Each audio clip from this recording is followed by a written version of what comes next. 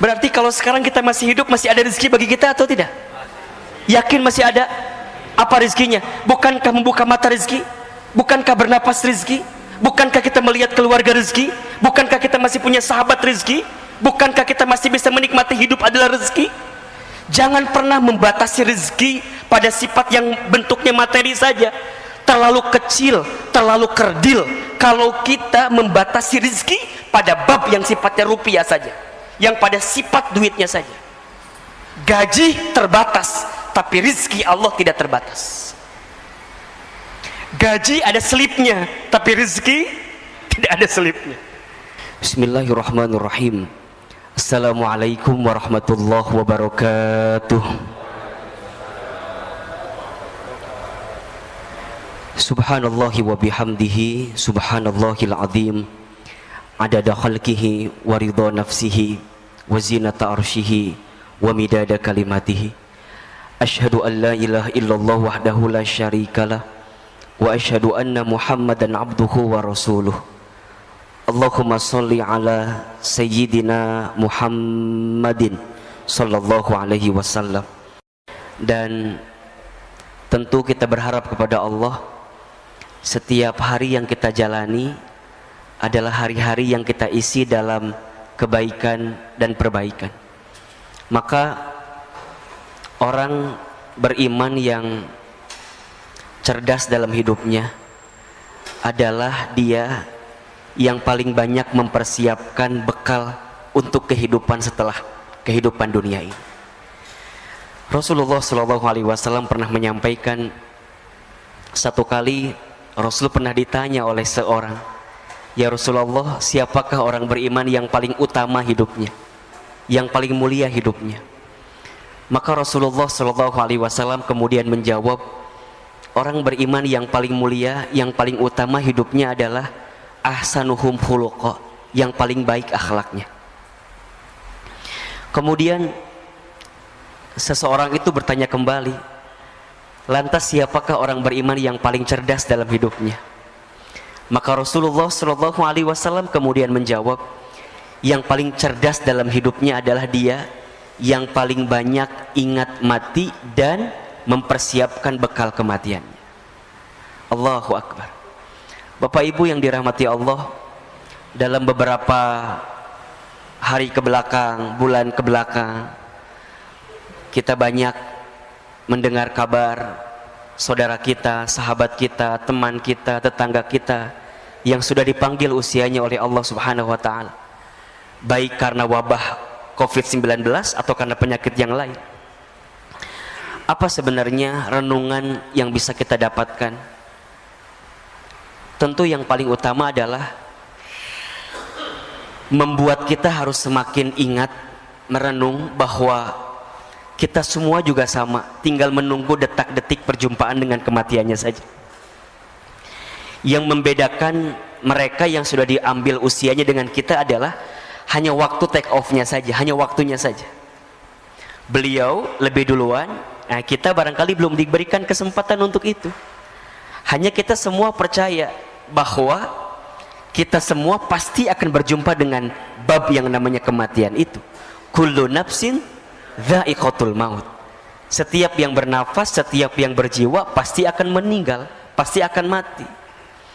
Maka ada 3 wasiat yang pernah disampaikan oleh malaikat Jibril alaihi salam kepada baginda Nabi Muhammad sallallahu alaihi wasallam, yang saya kira wasiat ini perlu kita renungi juga oleh kita sebagai umat Nabi sallallahu alaihi wasallam agar kita bisa menjalani hidup dengan tenang dan bahagia.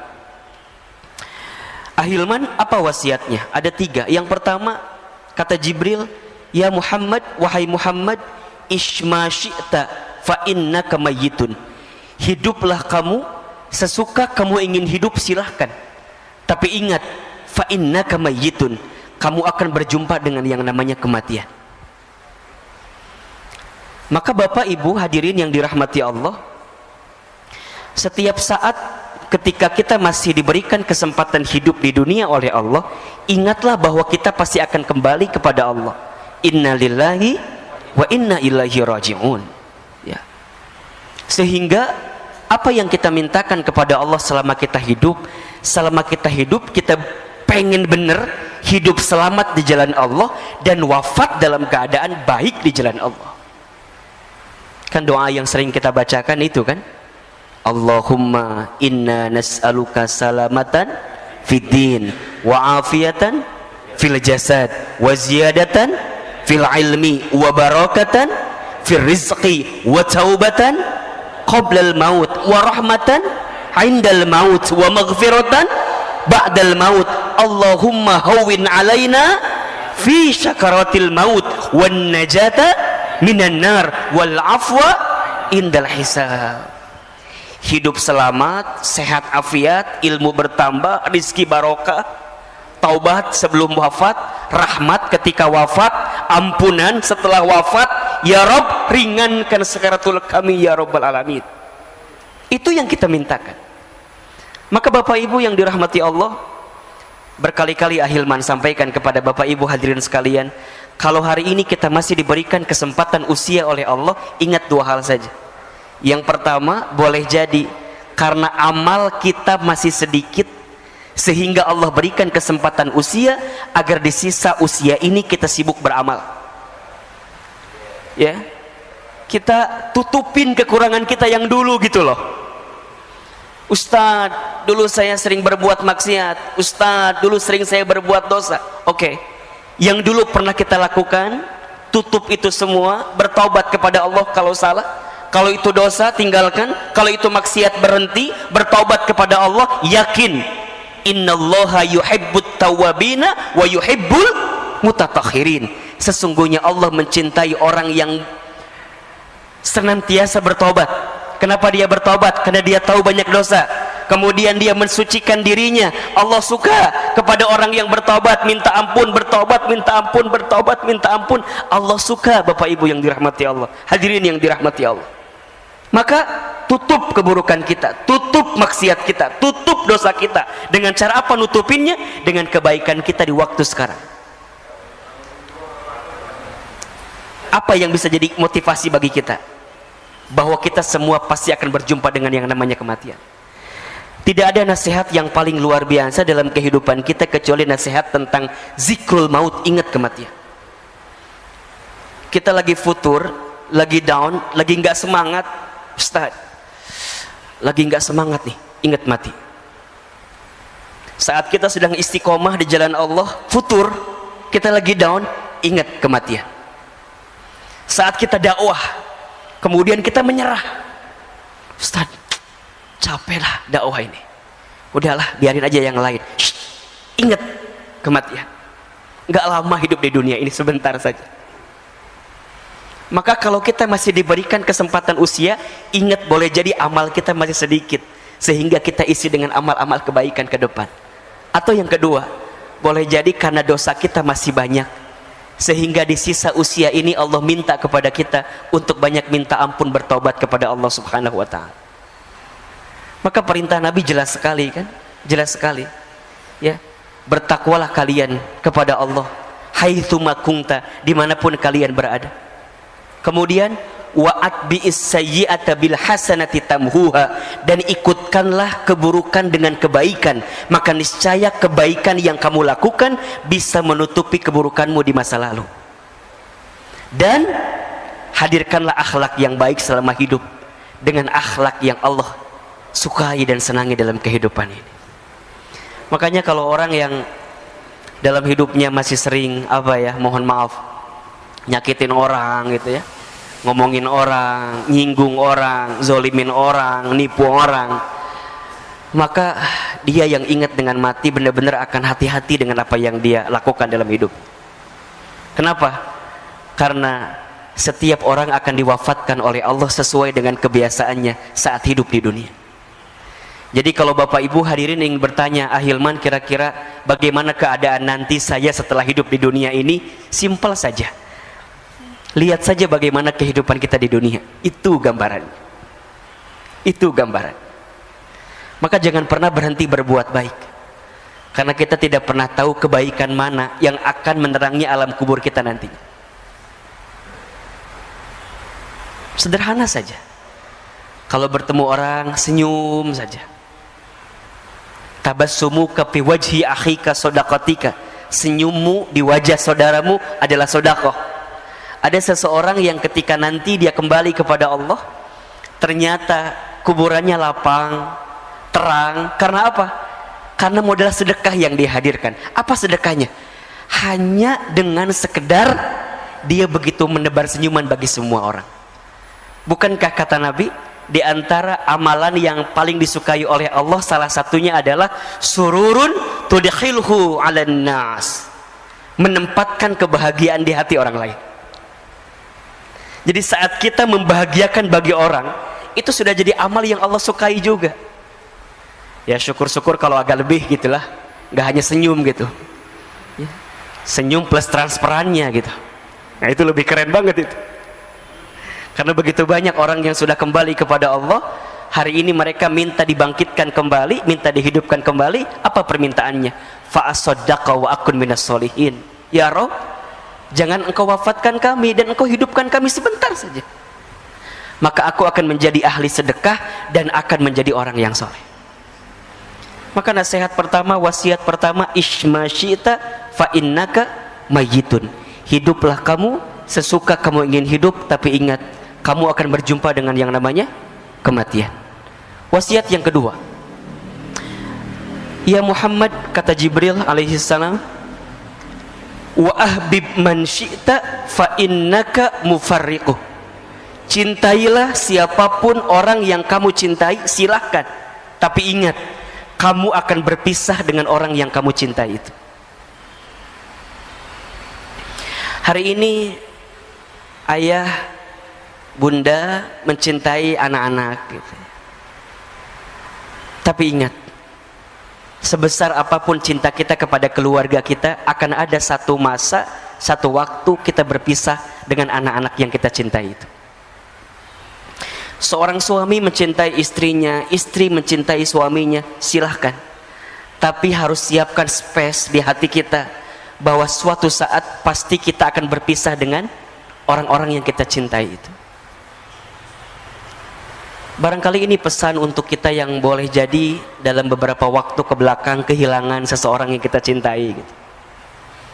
Ada seorang anak yang kehilangan orang tuanya, ada orang tua yang kehilangan anaknya, ada istri yang kehilangan suaminya, ada suami yang kehilangan istrinya, ada kita yang kehilangan sahabat, saudara yang kita cintai.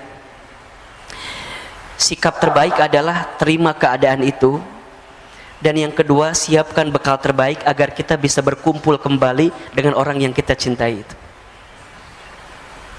Maka doakanlah orang-orang yang sudah kembali kepada Allah, karena mereka sungguh menanti doa-doa dari kita yang masih hidup ya. Doa-doa dari kita yang masih hidup sangat menanti, sangat menunggu. Tapi kan Ustadz, gitu kan, kadang ada bahasa tapi gitu. Saya tuh lah, kalau nggak ada suami saya, kalau nggak ada ayah saya, kalau nggak ada ibu saya, gimana kehidupan saya dan segala macamnya. Ya, yakin saja Allah selalu lebih tahu mana yang terbaik dibanding kita. Mungkin untuk kita pengennya beliau-beliau tuh masih ada gitu. Tapi ingat, catatan takdir Allah itu lebih baik daripada apa yang kita ketahui selama ini. Wa asa an takrahu syai'an wa huwa khairul lakum wa asa an tuhibbu syai'an wa huwa syarrul lakum wallahu ya'lamu wa antum la ta'lamun. Boleh jadi kamu membenci sesuatu padahal itu baik bagimu. Boleh jadi kamu menyukai sesuatu padahal itu buruk bagimu. Allah lebih tahu sedangkan kamu tidak mengetahuinya. Maka sikap pertama adalah terima bahwa kita pasti akan berpisah dengan orang yang kita cintai itu. So simpelnya, sederhananya, pesannya, ayah bunda, bapak ibu, jamaah, kalau hari ini kita masih bersama dengan orang yang kita cintai, maka cintailah mereka dengan sepenuh hati, dengan sepenuh cinta, karena kita akan merasakan kehilangan yang paling dalam ketika kita benar-benar kehilangan orang yang kita cintai itu. Maka belajarlah dari sekarang, para suami, para istri, belajarlah mencintai pasangan dengan sempurna, dengan sepenuh hati, dengan sepenuh cinta. Siapkan bekal terbaik bersama, agar ketika nanti kita berpisah di dunia, Allah kumpulkan kembali kita nanti di surganya Allah subhanahu wa ta'ala. Itu permintaan kita. Saya ditinggal orang tua saya ketika saya kecil. Sedih pasti, gelisah iya. Terus apa yang saya lakukan? Hari ini apa yang kita hadirkan? Kita berdakwah, kita belajar, kita menuntut ilmu, kita menyampaikan apa yang kita dapatkan dari guru-guru kita. Di antara motivasinya, ya Rob, kalau seandainya hamba di waktu kecil belum sempat bisa membalas kebaikan orang tua hamba, maka hamba bermohon kepadamu ya Rob, kalau hari ini ada sedikit ilmu yang hamba sampaikan kepada orang lain, tolong ya Rob, jadikan amal ini sebagai hadiah terbaik untuk orang tua hamba, agar kemudian nanti orang tua hamba bisa berkumpul kembali bersama hamba di tempat yang terbaik di hadapanmu ya Rabbal Alamin. Maka seorang anak yang ditinggal oleh orang tuanya, kalau kita ingin membahagiakan orang tua kita, tidak ada cara lain kecuali jadilah anak yang soleh. Itu, jadilah anak yang soleh. Doakan orang tua kita, beramal soleh, niatkan untuk orang tua kita. Insya Allah mudah-mudahan nyampe jadi kebaikan buat orang tua kita. Idza matal insan in qata'a amaluhu illa min thalasin. Ketika manusia meninggal terputus semua amalnya. Ingat nih, perhatikan ya. Yang terputus amal siapa? Amal si mayit. Tapi kalau amal orang-orang yang beserta dengannya, bersama dengan dirinya, boleh jadi sampai. Apa diantaranya? Sodakatin jariyatin, sedekah jariah. Maka Bapak Ibu yang dirahmati Allah, kalau kita masih diberikan kesempatan hidup hari ini, silahkan bersedekah jariah. Ustaz, orang tua saya dulu nggak sempat bersedekah, apakah boleh kita anaknya melanjutkan? Silahkan. Insya Allah. Satu kali ada seorang sahabat bernama Sa'ad bin Ubadah radhiyallahu an bertanya kepada Nabi sallallahu alaihi wasallam, ya Rasulullah, aku ingin berbakti kepada ibundaku, tapi ibundaku sudah wafat. Bagaimana caranya agar aku bisa berbuat baik untuk ibundaku? Rasul kemudian menjawab, bersedekahlah untuk ibundamu. Kemudian sahabat ini bertanya kembali, ya Rasulullah, sedekah apa yang bisa aku berikan untuk ibundaku? Kata Nabi, sedekah air. Maksudnya gimana? Kata Nabi, bangunkan sumur atas nama ibundamu, maka insya Allah setiap sumur yang nanti keluar airnya digunakan oleh orang lain, maka setiap air yang mengalir itu akan sampai pahalanya untuk ibundamu yang sudah wafat. Maka ayo siapkan dari sekarang apa? Insya Allah akan mengalir terus deras. Kalau ada orang tuanya yang sudah wafat, coba tengok, kalau masih ada hartanya yang sekiranya bisa kita sedekahkan kepada kepentingan umat, keluarkan. Baik itu masjidnya kah, baik itu fasilitas yang ada di masjidnya kah, karpetnya, AC-nya, kipas anginnya, gentengnya, lantainya, semua niatkan. Insya Allah itu jadi kebahagiaan buat orang tua kita yang sudah kembali kepada Allah. Aw ilmin yuntafa'uh bih, ilmu yang diamalkan tidak akan pernah terputus. Sampai yang ketiga, waladin solihin yad'ulah, anak soleh yang mendoakan. Ketika memaknai anak soleh yang mendoakan ini, tidak terbatas pada anak kandung. Kalau anak kandung kalimatnya ibnin, tapi di sini waladin. Waladin itu berarti anak manusia. Siapa saja mereka, siapa saja, selama mereka itu soleh, kemudian mendoakan si mayit tadi, maka insya Allah doanya akan sampai. Kalau ada seorang dosen misalnya, saya dosen, saya punya mahasiswa misalnya, kemudian saya kembali kepada Allah, mahasiswa saya soleh, mereka mendoakan saya, maka insya Allah doanya sampai. Itulah waladin solihin. Kalau ada seorang bos, seorang atasan, punya karyawan, kemudian atasan ini kembali kepada Allah, wafat, karyawannya soleh, kemudian karyawannya mendoakan bagi si bos yang tadi meninggal, maka doanya sampai. Apa syaratnya? Satu, soleh; dua, doakan. Pesannya apa? Selama kita hidup, selama itulah kita harus memperbanyak teman dan sahabat yang soleh. Agar apa? Agar saat kita kembali kepada Allah, ada yang mendoakan kita dengan kesolehan dan kebaikan. Sekarang coba evaluasi. Cek kontak handphone kita, cek grup WhatsApp kita, cek teman sosial media kita. Apakah banyak di antara mereka yang soleh, yang kelak kalau kita kembali kepada Allah mereka mendoakan kita? Bapak Ibu, saya itu dalam beberapa hari kebelakang tuh banyak merenung begini. Ya Rob, kalau seandainya usia saya sampai hari ini, apakah akan ada ya orang yang mendoakan saya atau tidak? Apakah akan ada orang yang membuatkan ID Zoom kemudian mendoakan saya dalam Zoom yang diundang melalui Zoom yang hari ini sering kali kita lihat? Bapak Ibu sering lihat kan sekarang ya, takziah virtual itu yang kemudian kita doa bersama gitu ya di Zoom.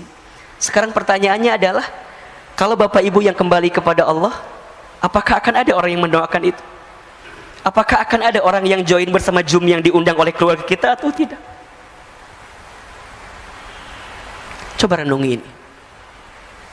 Coba renungi ini. Maka kita semua pasti akan berpisah Bapak Ibu. Selama kita hari ini masih bersama, ayo kita isi kebersamaan dengan kebaikan dan perbaikan ini. Gak boleh ada lagi iri, dengki, hasud, hasad. Gak boleh lagi, berhenti. Mau sampai kapan? Gak lama kok hidup kita di dunia ini, sebentar saja. Kalau ada orang yang pernah menyakiti kita, maafkan. Mau sampai kapan kita mendendam rasa kepada orang yang pernah menyakiti kita? Belajar memaafkan saja. Belajar hidup dengan mencintai satu sama lain. Kalau ada orang yang berbeda paham, selisih paham, berbeda pendapat, ya sudah, cukup pada berbeda pendapat saja. Tapi jangan dimasukkan ke dalam hati, bahkan sampai muncul sifat benci di hati kita. Jangan. Sifat benci kepada orang lain yang kita tanam itu, itulah yang menjauhkan kita dari rahmat Allah Subhanahu wa ta'ala. Maka case close, bersih, selesai. Berpisah sebentar lagi kita. Maka ayo berdamai. Yang sering berantem, yang masih berantem, ya, berdamai, selesailah. Kita akan berpisah kok sebentar lagi. Yang ketiga wasiatnya, kata Jibril alaihissalam, ya Muhammad, wa'mal ma syi'ta fa innaka mazyun bih. Wahai Muhammad, lakukan saja apa yang ingin kamu lakukan, perbuat saja apa yang ingin kamu perbuat, tapi ingat, mazyun bih, kamu akan diminta pertanggungjawaban dari apa yang kamu lakukan. Apa yang perlu kita sadari? Banyak. Satu, sadar kalau kita hamba Allah yang sangat lemah. La haula wa la quwata illa billah. Apa yang kita sombongkan dalam hidup ternyata tidak ada yang pantas kita sombongkan, karena hakikatnya kita adalah manusia yang lemah. Yang kedua, Allah pengen kita sadar, boleh jadi selama ini banyak dosa-dosa yang pernah kita lakukan, banyak maksiat yang pernah kita kerjakan, sehingga kita harus sadar diri betul bahwa kita harus segera bertaubat kepada Allah. Akui kalau kita zalim, akui kalau kita salah. Bukankah sifat pengakuan diri terhadap kesalahan itu adalah sesuatu yang sangat disukai oleh Allah dalam diri kita? Ketika Nabi Adam alaihi salam itu dikeluarkan dari surga karena berbuat sesuatu yang dibenci oleh Allah, apa yang Nabi Adam melakukan? Berdoa dengan mengakui kesalahannya. Rabbana dzalamna anfusana wa illam taghfir lana wa tarhamna lanakunanna minal khasirin. Rabbana dzalamna, ya Rabb, dzalamna, kami zalim. Akui salah. Ketika Nabi Yunus terlockdown di perutnya ikan paus, apa yang Nabi Yunus lakukan? Berdoa. Doanya apa? Pengakuan tentang kesalahan, tentang kekurangan. Diabadikan juga dalam Al-Quran. La ilaha illa anta Subhanaka inni kuntu minadz zalimin. La ilaha illa anta, tiada Tuhan selain Engkau ya Allah. Subhanaka, maha suci Engkau. Inni, sesungguhnya aku, kuntu minadz zalimin, aku berada dalam golongan orang-orang yang zalim, salah. Akui kalau kita banyak dosa, akui kalau kita banyak salah, sadar diri. Wa ma asabakum min musibatin fabima kasabat aydikum wa ya'fu an katsir. Dalam surat Asy-Syura ayat 30 Allah sampaikan, dan apa-apa musibah yang menimpa kamu sekalian itu disebabkan oleh apa? Oleh ulah perilaku tangan kamu sekalian. Tuh. Berarti apa Ustaz? Kita banyak dosa? Iya, banyak salah. Siapa yang paling banyak dosanya? Saya. Gitu. Siapa yang paling banyak dosa? Siapa yang paling banyak dosa? Siapa yang paling banyak dosa? Saya. Jangan sibuk dengan aib orang, jangan sibuk dengan dosa orang lain. Sibuklah dengan dosa kita, karena kita banyak dosa. Terus gimana Ustadz? Ya, walaupun kita banyak dosa, kita yakin Allah Maha Pengampun. Kan itu. Maka apa yang ketiga? Sadar diri bahwa tidak ada yang bisa menolong kita kecuali siapa? Allah. Itu. Di tengah kondisi ujian ini, Allah pengen kita makin berserah kepada Allah, makin yakin ke Allah, makin bersandar ke Allah. Jangan-jangan selama ini kita jauh dari Allah.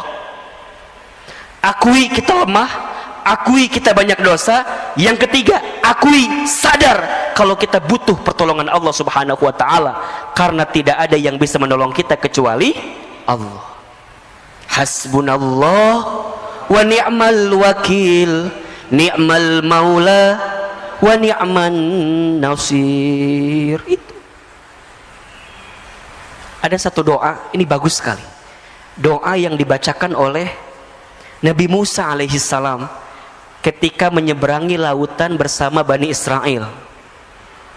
Boleh Bapak Ibu amalkan doa ini ya. Hafal nggak doanya? Pernah dengar belum kira-kira ya? Doanya, Allahumma lakal hamdu wa ilaikal mustaka wa antal musta'an wa la hawla wa la quwwata illa billahil aliyyil azim. Coba saya sekali, Bapak Ibu sekali. Allahumma lakal hamdu wa ilaikal mustaka wa antal musta'an wa la hawla wa la quwwata illa billahil aliyyil azim. Ini doanya. Doa ketika Nabi Musa menyeberangi lautan bersama Bani Israel. Jadi bahasanya lagi mepet nih, lagi himpit kan? Di depan lautan, di belakang pasukan Firaun. Ya kan? Mikirnya ke depan udah pasti kecebur ke laut, kalau balik ke belakang ditangkap oleh Firaun. Bingung kan apa yang terjadi? Maka keluarlah doa yang tadi. Allahumma ya Allah, lakal hamdu, hanya untukmu segala pujian ya Rabb. Wa ilaikal mustaka, dan hanya kepadamu lah aku mengadu ya Rabb gitu. Hanya kepadamu lah aku curhat. Hanya kepadamu lah aku menggelisahkan urusanku, masalahku, kesulitanku, persoalanku, bebanku. Wa ilaikal mustaka, hanya kepadamu ya Allah mustaka. Ishtaka ya Rabb, aku ngadu, aku ngeluh ya Rabb. Bapak Ibu, ngeluh tuh boleh apa enggak? Boleh, asalkan ngeluhnya sama siapa? Punten. Ngeluh sama Allah boleh, berarti doa. Yang tidak boleh adalah ngeluh kepada manusia. Kalau kita ngeluh kepada manusia, berarti kita tidak ridho dengan apa yang Allah berikan, dan kita tidak bersandar kepada Allah. Ngeluh Ustaz, wa ilaikal mustaka, kepada Allah. Kenapa harus kepada Allah? Apa kata Nabi Musa? Wa antal musta'an ya Rabb, karena hanya Engkau yang bisa menolong kami ya Rabb. Ya Rabb. Yang bisa menolong kita siapa? Allah. Wala haula wala quwata illa billah. Sungguh tidak ada daya upaya, tidak ada kemampuan kecuali Engkau ya Rabb yang memberikan kemampuan kepada kami. Maka hari ini Bapak Ibu yang dirahmati Allah Subhanahu wa taala, kita diajarkan untuk benar-benar bersandar kepada Allah. Hati-hati. Hati-hati ya. Jangan bersandar kepada selain Allah. Berharap kepada manusia adalah patah hati yang disengaja. Kalau ingin bahagia, berharapnya sama Allah saja. Hari ini kita berharap kepada apa yang kita lakukan juga salah, tapi berharaplah kepada Allah. Di tengah pandemi, prokes jalan terus, harus. Itu ikhtiar kita. Vaksin, bismillah, jalan terus. Tapi ingat, di balik itu semua, kita harus bertawakal kepada Allah. Bismillahirrahmanirrahim. Allah, la haula wa la quwata illa billahil aliyyil azim. Kesombongan kita, keangkuhan kita yang tidak bersandar kepada Allah lah yang kemudian akan mengundang azab dalam diri kita, musibah dalam diri kita, dan sesuatu yang menyakitkan dalam diri kita. Maka ya, jalani ikhtiar dengan terbaik, tapi ingat yang menentukan semuanya adalah Allah. Maka sadar diri betul, banyak minta pertolongan kepada Allah ya. Banyak minta ampun kepada Allah, karena di tengah kondisi ini Allah sangat menanti-nanti doa-doa kita. Allah menanti-nanti apa yang kita hadirkan. Termasuk di tengah kondisi seperti ini, yang benar-benar kita perlu hadirkan selama hidup adalah sikap kita dalam menyikapi semuanya. Tolong catat baik-baik ya. Ada 4 kunci hidup bahagia ini. Yang pertama, ridho dengan apa yang Allah berikan kepada kita. Ini penting sekali. Allahumma raddini biqadaika wasobirni ala balaika wa'uzi'ni syukra ala ni'amaika. Ya Rabb, berikan aku kemampuan untuk ridho dengan segala ketentuan. Sikap ridho, terima kalau ini sudah terjadi, terima kalau ini terjadi, kalau ini menimpa kita. Berhenti menggelisahkan keadaan, berhenti mengeluhkan keadaan, karena kita yakin apa yang Allah datangkan dalam kehidupan kita ada hikmah yang sedang Allah siapkan untuk kita. Pentingnya sikap ridho, karena Allah hanya akan bersama dengan orang-orang yang ridho. Rasulullah SAW bersabda, Inna idhamal jazai ma'a idhamil balai. Sesungguhnya beratnya ujian, besarnya pahala itu tergantung beratnya ujian. Innallaha idza ahabba qauman ibtalahum. Sesungguhnya Allah apabila sedang mencintai suatu kaum, seorang hamba, ibtalahum, maka Allah segerakan ujian bagi mereka. Faman radiya falahur ridho. Barang siapa yang ridho dengan segala ketentuan Allah, maka di dalamnya ada keridhaan Allah. Waman sakhita, dan barang siapa yang murka, yang benci, yang marah dengan segala ketentuan Allah, falahus sukhtu, maka di dalamnya ada kemurkaan dari Allah. Maka sikap pertama ridho, terima dengan keadaan yang kita dapatkan saat ini.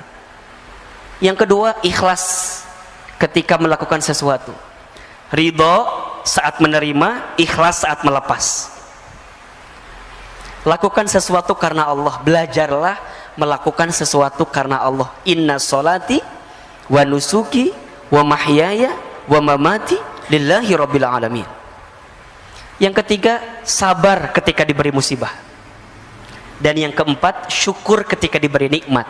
4 kunci bahagia. Ridho ketika menerima, ikhlas ketika melepas, sabar ketika ditimpa musibah, syukur ketika diberi nikmat. Termasuk hari ini boleh jadi ada di antara kita yang sedang gelisah dengan urusan rezeki ya. Karena bab kita bicara tentang bekerja gitu ya. Saya mohon izin, mungkin tadi di awal-awal lebih banyak kepada konteks menyadari kita tentang keadaan pandemi ini gitu ya. Nah, di tengah kondisi kita saat ini, saya tahu kita hari ini sedang banyak gelisah dengan urusan rezeki. Betul apa enggak? Betul? Banyak orang yang mungkin mohon maaf ya, harus di PHK, diberhentikan, dirumahkan. Ada nggak? Banyak. Ada orang yang omset bisnisnya berkurang. Ada? Ada. Gelisah wajar, resah wajar. Yang tidak boleh apa? Berlebihan dalam kegelisahan, dan gelisahnya sama siapa, itu yang tidak boleh. Kalau kita mengadukan kondisi ini kepada Allah, sah-sah saja, boleh-boleh saja. Tapi terlalu sayang kalau air mata kita menetes hanya untuk urusan dunia yang kecil saja gitu. Karena dunia ini bukan sesuatu yang tanda kutip ya, benar-benar utama dalam hidup gitu loh. Perintah Allah kepada kita dalam urusan dunia apa coba? Wala tansa nasibaka minad dunia. Jangan lupakan urusan dunia. Kalau jangan lupakan gimana? Ya udah biasa aja gitu. Yang paling utama apa? Wabtaghi fima atakallahu darul akhirah wala tansa nasibaka minad dunia, kan begitu. Dan carilah keutamaan akhirat. Jadi utamanya apa? Akhirat. Dunianya apa? Wala tansa nasibaka minad dunia. Jangan lupakan urusan dunia gitu. Bahkan kalau kita merujuk ayat lain, perintah Allah dalam urusan dunia apa? Famshu fi manakibiha. Jalanlah. Jalan tuh gimana? Ya jalan aja gitu. Tapi kalau urusan akhirat apa? Wasari'u ila magfiratin min rabbikum. Dan berlarilah, kan gitu. Wasari'u, dan berlarilah mengejar ampunan Allah, surganya Allah. Kalau urusan dunia apa? Famshu fi manakibiha. Berjalanlah. Oh berarti Ustadz nggak penting atau dunia tuh? Iya, salah juga. Dunia itu penting, tapi bagaimana cara kita meletakkan kepentingan dunia, itu yang harus proporsional. Hari ini urusan rezeki, gimana cara menyikapinya Ustadz? Galau betul, gelisah betul Ustadz, bingung Ustadz. Tentang rezeki ya, catat, ada 4 sikap yang perlu kita hadirkan. 1, rezeki sudah tertakar, tak mungkin tertukar. Ulangi apa Bapak Ibu? Saya sekali Bapak Ibu sekali ya. Rezeki sudah tertakar. Rezeki sudah tertakar, tak mungkin tertukar. Yakin atau tidak? Percaya atau tidak? Serius? Benar? Betul? Terus kenapa masih gelisah? Cicilan belum dibayar Ustaz. Apa Bu? Ustaz, apakah setiap manusia yang hidup sudah tertakar rezekinya? Sudah. Surat Hud ayat 6, perhatikan. Surat Hud ayat 6. Ini ayat yang kalau saya lagi gelisah urusan rezeki, Bapak Ibu, Ahilman juga sering gelisah urusan rezeki. Manusia biasa. Kalau saya sedang gelisah, saya buka ayat ini. Ya. Apa kata Allah? A'udzubillahi minasyaitonirrajim. Bismillahirrahmanirrahim. Wa ma min dabbatin fil ardi illa 'alallahi rizquha. Tuh. Wa ma min dabbatin, dan tidak ada makhluk yang melata hidup fil ardi, di muka bumi. Jadi bahasa gampangnya, makhluk yang melata aja gitu. Makhluk yang melata aja gitu. Apalagi kita yang tidak melata. Kita melata atau tidak? Yang melata contohnya apa? Apa Bu yang melata? Cicak. Cicak ada rezekinya atau tidak? Rezeki cicak apa? Nyamuk. Nyamuknya datang sendiri atau cicak yang nyamperin nyamuk?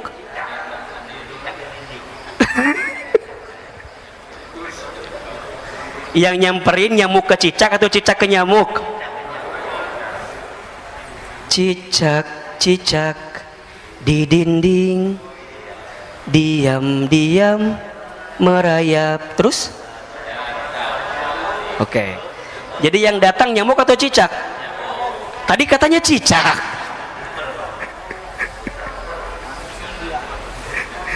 Tidak usah memperdebatkan nyanyian itu lah ya.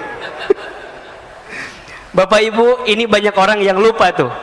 Ada konteks yang pertamanya apa? Cicak di mana kerjanya? Kantor cucak di mana? Di dinding. Ya. Apa kerjaan cucak? Diam-diam merayap.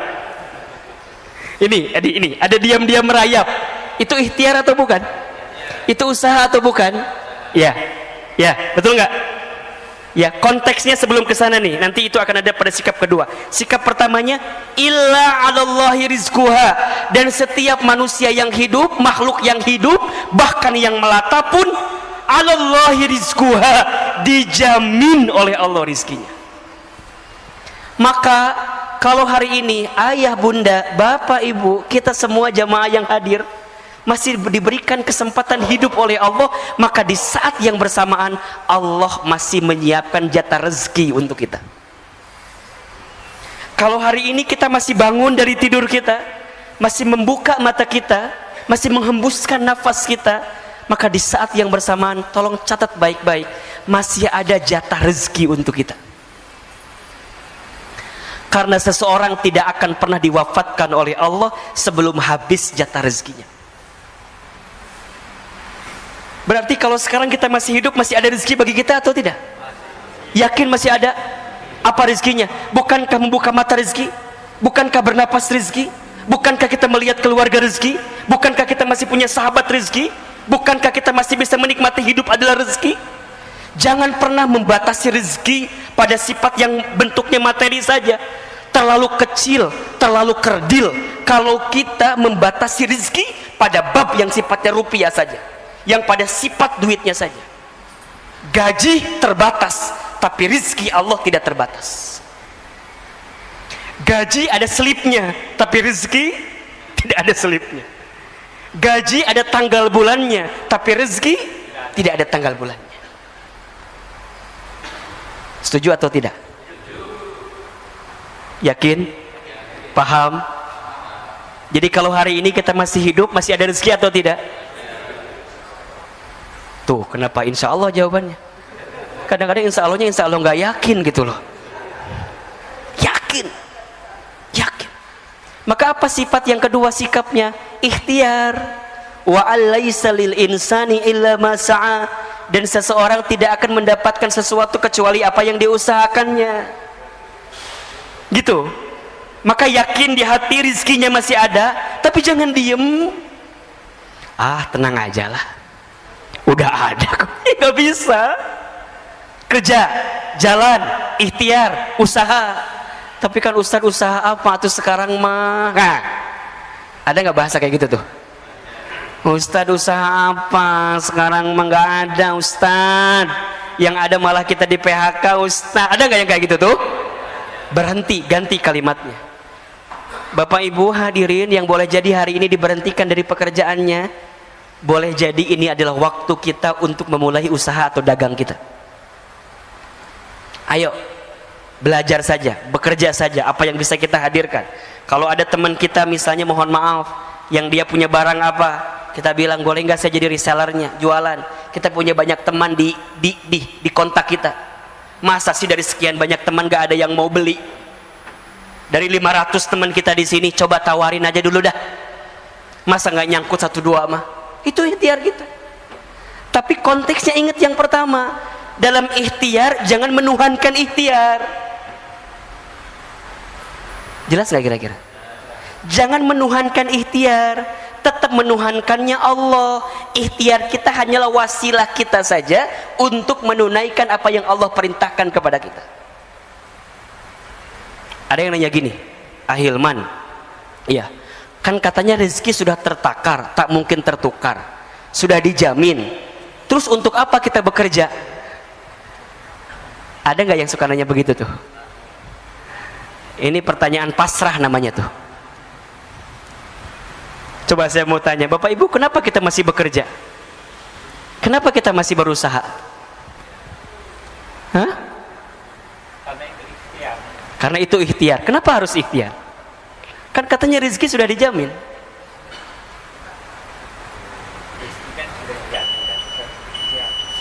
Oke, kalau Bapak Ibu belum bisa menjawab ini, berarti selama ini kita masih menuhankan ikhtiar kita. Cukup sampai sini kajian kita? Atau lanjut? Tunggu sebentar ya. Gini, Bapak Ibu, ikhtiar, usaha, dagang, kerja itu adalah bagian kewajiban kita untuk memenuhi perintah Allah dalam kehidupan kita. Itu jelas? Bekerja, berikhtiar, berusaha itu adalah bentuk pemenuhan kewajiban kita kepada Allah atas perintah Allah kepada kita. Allah memerintahkan kita untuk bekerja, Allah memerintahkan kita untuk berikhtiar, Allah memerintahkan kita untuk berusaha, gitu. Tapi Allah tidak minta kita menentukan hasilnya, karena hasilnya Allah yang sudah menakarnya. Betul? Justru kalau kita tidak bekerja, kita akan diminta pertanggungjawaban oleh Allah karena kita nggak bekerja, karena kita nggak berusaha, karena kita nggak berikhtiar. Seorang suami, seorang ayah, kepala keluarga, di rumah tangga, di keluarganya, apa di antara kewajiban kita sebagai seorang suami? Bekerja, mencari nafkah, itu kewajiban. Berarti kalau kita tidak bekerja, tidak mencari nafkah, kelak kita akan dihisab oleh Allah Subhanahu wa taala. Hei Hilman, misalnya, kamu jadi suami, kamu jadi ayah, kamu nggak bekerja, kamu nggak mencari nafkah, kamu nggak berusaha, kamu ngapain aja? Itu yang akan ditanya. Jadi hari ini kita bekerja, hari ini kita berusaha adalah bentuk pemenuhan kewajiban kita kepada Allah. Ya Rob, hamba bekerja, hamba berikhtiar, tapi hamba yakin ya Rob, hasilnya Engkau yang menentukan segalanya. Maka disinilah harus ada sikap yang benar-benar confirm gitu loh. Rizki Allah yang jamin, kita hanya berikhtiar menjalankannya. Nah, tinggal nanti yang ketiga, ikhtiar yang seperti apa yang Allah sukai, kan begitu. Ikhtiarnya adalah ikhtiar yang tidak membuat kita jauh dari Allah. Ikhtiar apa? Ikhtiar dengan kekuatan takwa kepada Allah. Maka dalam dia ikhtiar, apa yang dia perhatikan? Bukan banyak sedikitnya harta yang dia dapatkan, bukan. Apa yang dia pikirkan? Halal haramnya, berkah tidaknya, surga nerakanya, baik tidaknya, itu yang dia pikirkan. Bukan banyak sedikit, tapi yang dia pikirkan, ini berkah nggak ya? Ini halal tidak ya? Itu jadi pertimbangan betul. Kenapa? Karena bekerja yang dihiasi dengan ketakwaan kepada Allah, maka itulah yang akan mengantarkan keberkahan dalam hidupnya. Wa may yattaqillah yaj'al lahu makhraja wa yarzuqhu min haitsu la yahtasib. Dan barang siapa yang bertakwa kepada Allah, dalam bekerjanya ada ketakwaan kepada Allah. Satu, dia tidak meninggalkan perintah Allah, tahu betul mana prioritasnya. Ketika datang panggilan azan, panggilan sholat, kemudian dia berhenti sejenak, tunaikan perintah Allah. Ketika memilah-milih pekerjaan, maka dia pilih-pilih benar-benar pekerjaannya. Bukan hanya gajinya besar atau kecil, bukan, tapi ini berkah nggak ya? Ini halal nggak ya? Ustadz, apa itu ukuran berkah? Dua ukuran berkah itu. Satu, berkah itu kan maknanya ziyadatul khair ya, bertambahnya kebaikan. Ada dua indikatornya. Satu, bertambah ketaatan kita kepada Allah. Yang kedua, bertambah manfaat kita kepada manusia. Nah, itu berkah tuh. Jadi kalau hari ini Bapak Ibu ingin mengukur apakah pekerjaan saya berkah, apakah harta saya berkah, lihat dua hal tadi. Satu, apakah membuat kita makin dekat dan taat ke Allah atau tidak. Kalau dengan pekerjaan ini malah kita malah jauh dari Allah, melakukan semua yang Allah larang, malah di dalamnya mohon maaf ada dosa, ada maksiat, nggak berkah sebanyak apapun yang kita dapatkan. Dan yang kedua, bermanfaat bagi manusia yang lain. Tinggal yang keempat, nanti hasilnya apa? Kita serahkan hasilnya kepada Allah. Yakin rezeki dijamin oleh Allah. Dua, ikhtiar sebagai bentuk kewajiban kita atas perintah dari Allah. Yang tawakal itu adanya di awal, di tengah, atau di akhir? Di mana? Di semuanya. Tawakal sebelum ikhtiar. Apa contohnya? Apa? doa, ya kan? Niatnya benar. Hari ini kita sholat subuh, sebelumnya sholat tahajud. Ini tawakal sebelum ikhtiar kita gitu loh. Datangi Allah, ketuk pintu langitnya, angkat kedua telapak tangan, munajat kepada Allah, minta sama Allah. Kadang-kadang fokus kita lebih sibuk kepada pekerjaan kita, tapi kita nggak ngetuk pintunya Allah sebelum kita bekerja. Kita ini kadang-kadang kalau ketinggalan kereta, sibuknya minta ampun. Tapi kita lupa ini untuk menengadahkan tangan, untuk bermohon kepada Allah dengan urusan-urusan dunia kita agar Allah menuntun kita. Maka ada tawakal sebelum ikhtiar. Bagaimana caranya? Datangi Allah, bangun di sepertiga malam, sholat tahajud, munajat, zikir, doa, muhasabah, nangis di hadapan Allah. Mohon maaf, kalau kita menginginkan sesuatu tapi masih belum terbukti dengan sholat tahajud kita, berarti kita masih belum serius, belum bersungguh-sungguh menginginkan sesuatu yang kita mintakan kepada Allah. Maka hari ini Bapak Ibu, sahabat saya yang sedang sulit urusan dunianya, urusan rezekinya, ayo bangun di sepertiga malam, minta sama Allah. Nangis kalau bisa. Bukankah waktu sepertiga malam itu adalah waktu yang sangat istimewa? Janji Allah kepada kita surat Al-Isra 79. Wa minal laili fatahajjad bihi nafilatan laka asa ayyab'asaka rabbuka maqaman mahmuda. Dan di waktu malam fatahajjad bihi, bangunlah kamu. Untuk apa? Dirikan salat tahajud nafilatan laka, sebagai tambahan untuk dirimu. Apa yang Allah janjikan kepada kita? Asa ayyab'asaka rabbuka maqaman mahmuda. Maka niscaya Allah akan angkat derajat hidupmu maqaman mahmuda, ke tempat yang mulia. Ayo bangun, bangun. Ini bagian ikhtiar kita tawakal kepada Allah. Kemudian sholat 2 rakaat sebelum subuh. Bukankah kita tahu pesan dari Nabi SAW, barang siapa yang menunaikan sholat 2 rakaat sebelum waktu subuh, maka sama dengan dia mendapatkan pahala seperti mendapatkan apa? Dunia beserta isinya. Itu baru sholat sunnahnya 2 rakaat sebelum subuh. Gimana sholat subuhnya? Gitu cara membacanya. Kadang-kadang kita mah, Ustadz, berarti cukup atau Ustadz ya 2 rakaat sebelum subuh, subuhnya nggak sholat. Salah ini. Sebelum subuhnya aja udah dapat dunia beserta isinya, apalagi sholat subuhnya. Apa yang dia dapatkan? Dunia, akhirat, semua.